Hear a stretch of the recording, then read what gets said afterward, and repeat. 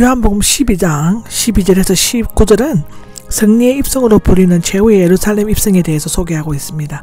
똑같은 내용을 공간복음서에서 다루고 있는데 요한의 이야기는 간략하게 되어 있습니다. 예를 들면 어린 나귀를 구해오는 이야기가 생략되어 있고 한 어린 나귀를 앉으셨다로 되어 있습니다. 그러나 이 사건이 있었던 것이 유월절을 앞둔 안식일의 이튿날 곧 주일이었으며 또한 환영하는 무리가 종려나무 가지를 가지고 있었다고 언급하는 것은 요한복음뿐입니다. 그 다음날이 나오는데 12절에 예수님이 베다니에 오신 유월절 여섯째 전의 이튿날로 안식일이 지난 주일에 해당하는 것입니다. 그날 예수님은 예루살렘으로 향하셨고 그곳에 모여있는 무리들은 일부러 맞으러 하러 나갔다고 되어 있고 이 무리들은 예수님의 거주하는 사람들이 예루살렘에 거주하는 사람들이 아니라 갈릴리를 비롯한 여러 지방에서 명절을 지키러 온 순례자들이었습니다. 그들은 죽은 자를 살리고 있는 분이라면 메시아가 틀림없다고 확신했습니다.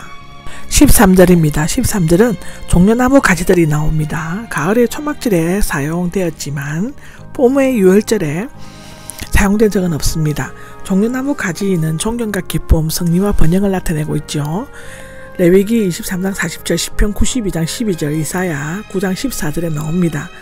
왕이나 기선 장군 등이 입성할 때 들고 환영했습니다. 요한은 하늘나라에서 종려나무 가지를 든 무리를 보았다고 요한계시록 7장 9절에는 말하고 있습니다.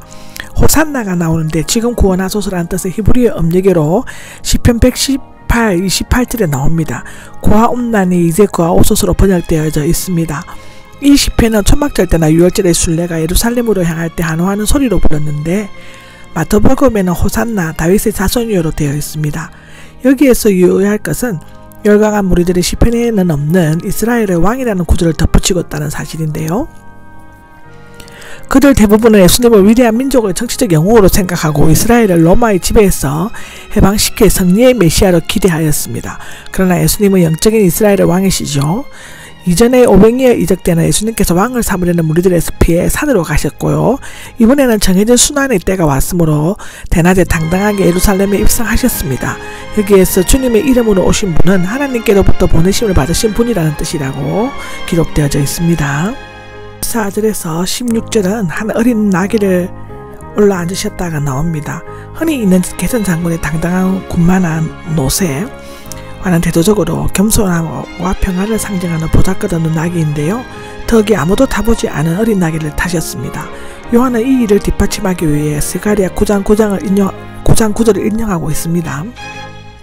시온의 딸들, 즉 예루살렘 주민들은 그동안 여러 차례 정복자들, 즉 수리아의 안티오포스, 로마의 시즈 등의 막강한 군대와 함께 예루살렘 성에 들어오는 것을 보고 말할 수 없는 공포를 느꼈으나 이제는 두려워할 필요가 없었게 되었습니다. 왜냐하면 어린 나귀를 타신 예수님은 그의 백성을 위해 목숨까지 버리신 선한 목자이시기 때문인데요. 그런데 어린 나귀를 끌고 오는 그 위에 옷을 얹고 예수님과 함께 예루살렘에 입성했던 제자들은 그것이 구약의 성취요 참 메시아의 모습임을 미처 깨닫지 못하였습니다. 어쩌면 그들은 꼭 펼쳐질 세상적인 메시아 왕국을 머릿속에 그리면서 자신들이 차지하게 될 자리만을 생각하고 있을지 모릅니다. 그러나 그들은 예수님께서 영광을 얻으신 후 성령을 받고 써야 비로소 모든 것을 기억해낼 수 있다고 우리는 알고 있습니다. 1절에서 18절은 나사로를 무덤에서 정언하였다가 나오는데요. 나사로의 부활을 목격한 자들은 계속해서 사실을 정언하는데 이것은 예수님을 따르는 무리의 수를 크게 증가시키며 그들의 환호소리를 더욱 높게 만들고 있었습니다. 그러나 그들의 열렬한 환영과 환호소리는 얼마 후 예수님을 십자가에 못 박아라는 성난 분노의 소리로 바꾸어지죠. 그 이유는 그들이 생각하는 메시아감과 예수님의 메시아 의식 사이에는 엄청난 차이가 있었기 때문인데요. 결국 그들은 하나님의 아들 십자가에 못 박도록 선동한 엄청난 범죄의 주역들이 되고 말았죠.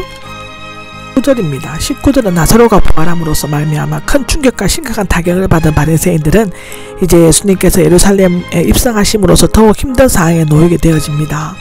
예수님과 그의 사역의 종주부를 지켜야 하려고 치밀하게 짠 그들의 음모가 군중들의 열렬한 환영 분위기 때문에 완전히 숲으로 돌아가게 되자 그들은 거의 자포자기한 상태에 빠졌습니다. 공연히 쓸데없는 일을 하고 있음을 아시오라고 했는데 아무리 해도 무익한 일임을 아시오 또는 당신들의 업무와 계획으로들도 전혀 되는 일이 없음을 아시오라는 뜻인데 이것은 그들의 업무가 좌절되고 실패로 돌아가자 서로에게 책임을 전가하는 애처로운 모습을 보여주고 있습니다. 온 세상이 그를 쫓아가고 있어가 나오는데 공회에는 이미 예수를 찾거든 알리라고 했지만 지금 그들은 눈앞에 나타난 예수님을 보면서도 헬라인도 포함되고 있는데 온 세상은 유대인뿐만 아니라 헬라인도 포함되고 있는데 그들은 자신도 모르게 예수의 구속사에게 온 세상을 위한 것임을 말하였습니다. 그들은 성경을 잘 안다고 자처했지만 사람들과 어린아이들이 예수님을 칭송하자 격분하고 그를 죽이려고 하였습니다. 마태복음 21장 14절 15절에 나오죠. 이러하여 2년간에 겹친 예수님의 공적 전도는 유월절을 배경으로 예루살렘 성전 청결에서 시작하여 예루살렘 입성으로 막을 내리게 됩니다.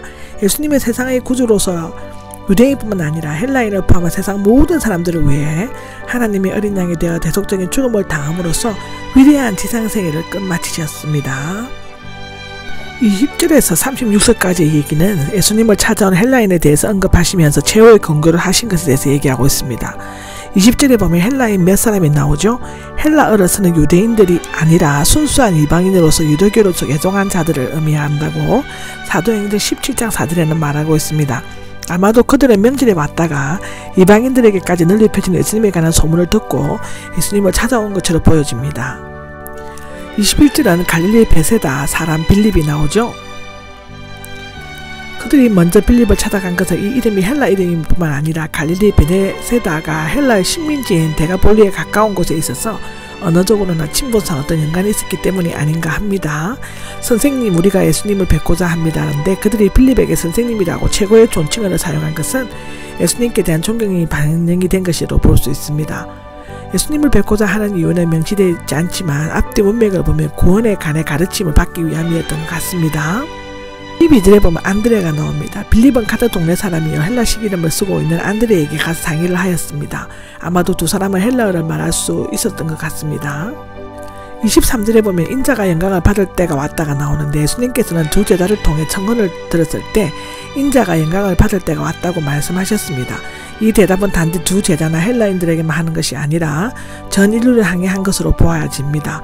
여기에서 영광을 받을 때는 십자가의 죽음을 거쳐 부활승천하실 때를 말하는데 이를 통해 예수님께서는 하나님으로부터 영광을 취하시게 되실 것이라고 기록합니다.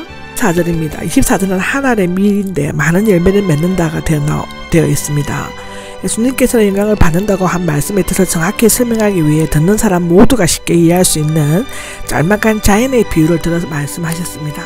새로운 생명은 죽음을 통해 태어난다는 신적인 원리는 자연계나 영계에 모두 적용된다고 고린도전서 15장 36절에는 말하고 있습니다. 밀알 하나가 풍성한 열매를 맺으려면 역설적으로 먼저 땅에 떨어져 죽지 않으면 안 된다는 것인데 그와 같이 전 세계 사람을 위해 주어지는 영원한 생명은 한 사람 즉 예수님의 희생적인 죽음을 통해서 나타나는 것이다. 말하자면 예수 그리스도의 십자가 죽음으로 많은 사람들에게 생명을 주는 궁극적인 원인이 되는 것이다 라고 고린도전서 1장 22절 23절에는 말하고 있습니다. 아담 한 사람으로 말미암아 죄가 세상에 들어오고 이로 말미암아 사망이 모든 사람에게 이르는 것처럼 한 분 예수 그리스도의 대속적 죽음으로 인해 그를 믿는 자마다 영생을 얻게 될 것입니다. 로마서 5장 12절 17절 21절을 보십시오. 십자가와 부활 사건 이후에 많은 죄지은 영혼들이 구원의 열매를 맺고 부활에 동참하게 되었으며 성령의 역사로 말미암아 세계 선교의 문이 열려 유대인뿐만 아니라 헬라인 곧 모든 이방인들에게 복음이 전파되었습니다. 아멘.